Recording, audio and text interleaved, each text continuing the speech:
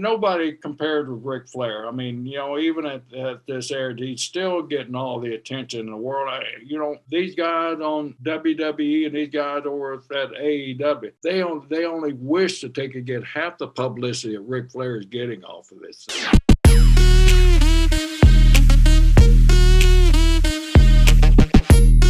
Ric Flair is coming back to the ring at the age of 73, I think. What are your thoughts on that? I told him how much I appreciated his career and how much I appreciated his friendship all these years.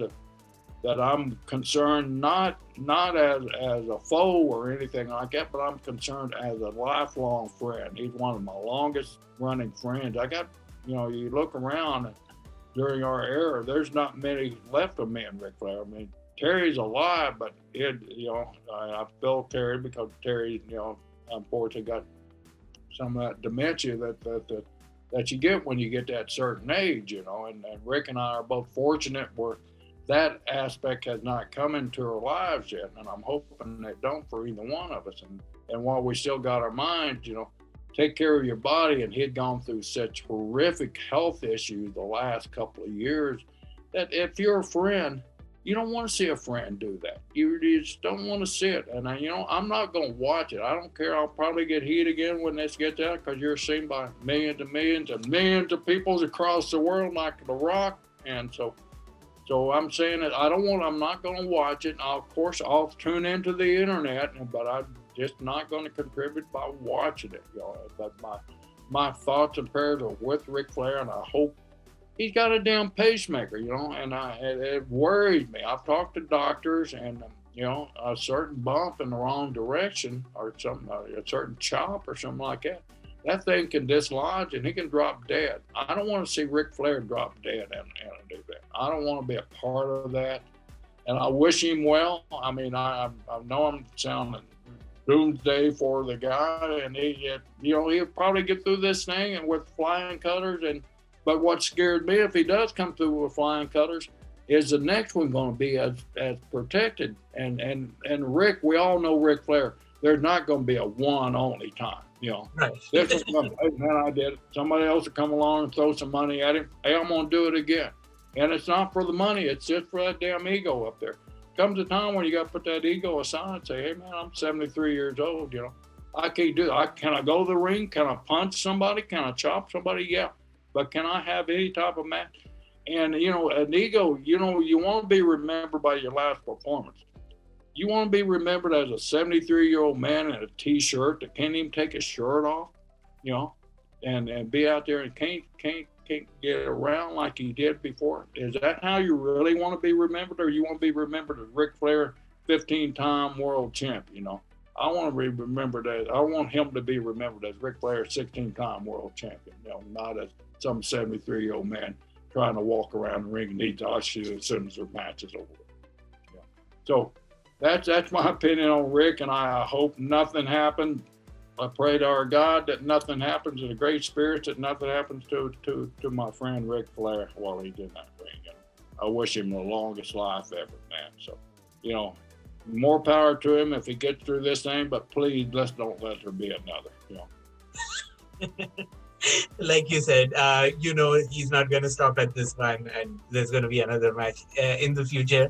Now, that brings me to one of the other people who's doing a lot of crazy stuff at his age.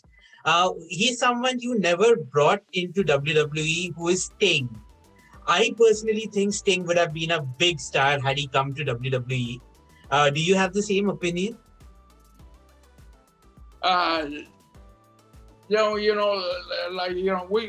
We got guys in the ring now that's up there. I mean, Jerry Lawler, but Jerry Lawler's matches are not Ric Flair's matches.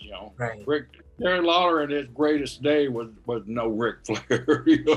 And so what he does in the ring, and what guys like Ric Flair and some of these other old timers that get up there, they what we old timers call walk and talk. We just walk and talk and rely on the little cheap heat things that we can get, that we can throw at the people there. But nobody compared with Ric Flair. I mean, even at this era, he's still getting all the attention in the world.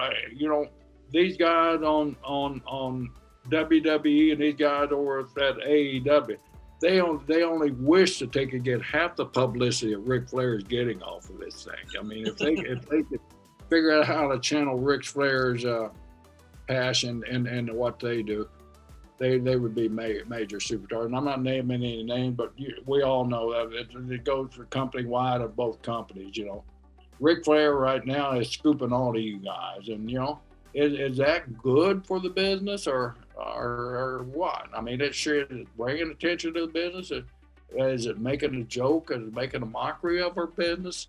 You know, we'll only know in time. But you know, I wish Rick the best. I wish him the best of health getting out of this thing. And you know, I want to be one of the first. I won't be there, but I want to be the first when I see Rick to pat him on the back. Say, good job. I hope there's not another one. And you know me, I'll speak my mind if there is another one. But you know, you made it through this one.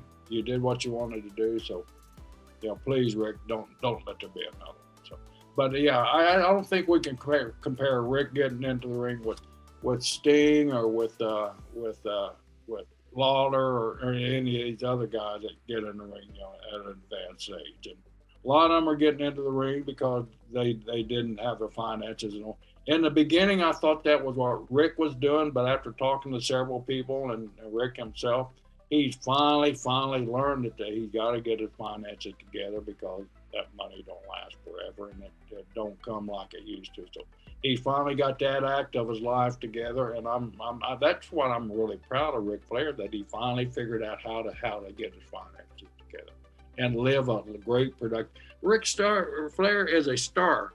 He can go anywhere in the world he wants to be and still be treated like a star.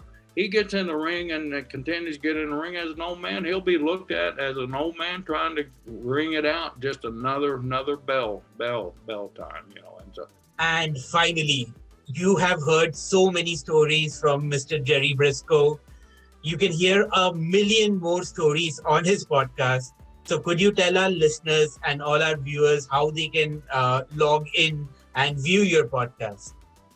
Well, thank you very much. It's JBL and I, John Bradshaw Layfield and I, hooked up, you know, during the pandemic because, you know, we're just basically to put a smile on our faces, just started telling those stories to each other, you know. And a friend of ours that's a Japanese amateur national champion that we're both a mutual friend, one of the Wall Street guys up in New York that I've become friends with.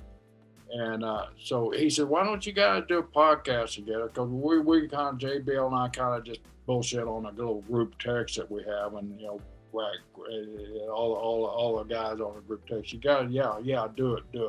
So Yoshi Nakamura is the one responsible for that. So if you hate us, look up Yoshi Nakamura and take it out on him either. But be careful. He's a shooter and a half.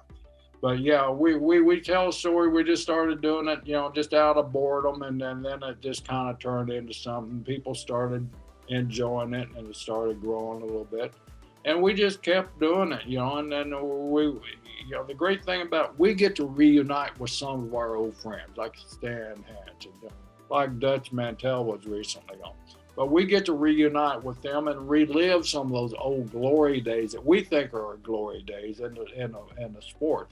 And some of the greatest stories in the history of the business are told by guys who not heard about them, but guys who were either involved in them or created the story by being the catalyst of the story. So we were bringing those original storytellers in and you know, just sharing the stories that are famous in our business, or at least famous in the locker room of our business. And we're enjoying doing it. And like I said, with the chance to reunite with some of our old buddies, we're having a ball doing it. And I think people can see that we're enjoying each other and we're enjoying working with the guests that we have on. And it's more like a conversation than it is a Q&A for us anyway. And I hope it is for the people. But yeah, check it out. Anywhere you get your podcast, Stories with Brisco and Bradshaw, YouTube, just what is it? You got to hit that little thumbs up thing and say you like the thing, even if you don't live one time, you know, and hit that thumbs up. Give us a thumbs up. I think you'll enjoy the stories, though. If you don't, leave a comment, but hit that thumbs up for us. Thank you. And if you enjoyed all of the stories on this podcast, I'm sure you'll enjoy all of the stories on that podcast. I am a fan. We at Sportskeeda, we cover many stories from the podcast every single week. So thank you, Jerry Brisco, for agreeing to be on our podcast. Thank you for your time. Thank you for your knowledge. Thank you for your insights. And we hope to have you back again at some point. Anytime you want, I'll make time for you anytime. This has been fun. I hope it's enjoyable to all your fans out there.